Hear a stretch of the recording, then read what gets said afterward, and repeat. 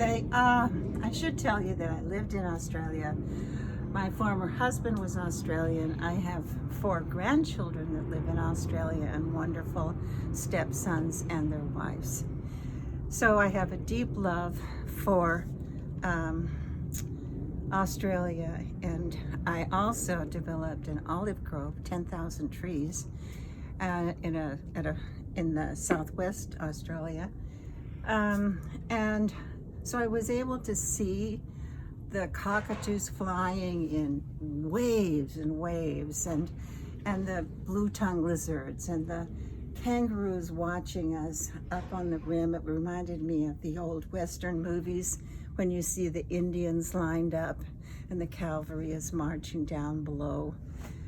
They would just stand there in the morning and watch us, and the frogs would wake me up in the morning. There were so many in our dams, and so every morning the dogs and I would go out before the sun came up and listen to the frogs serenading each other, and then slowly the sun would come up, and then the cockatoos, when the lead cockatoo, and I'm talking about the white gold crested ones, I don't think I have a white one here, but I do somewhere, and there were like hundreds, and they would take off together and they would just float like waves of the ocean from one tree to the next and next. So I have a great love for the outback and for the people and my family, and so I hadn't done any light colored sticks, so I decided to do this one, and it's got some knobs and things. So this is a pink flower, and I used the knob and the holes, and then I wanted to just do the seasons more or less. And this is this wonderful naughty god who decides if you live or die. And I did him black because it is Aboriginal and they have a beautiful black skin. They don't usually use nose rings, but my daughter and I thought, oh, that'd be fun. So here he is in the back.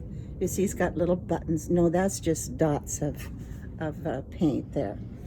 Here you see 3 snakes. You have to be very, very careful of snakes in Australia.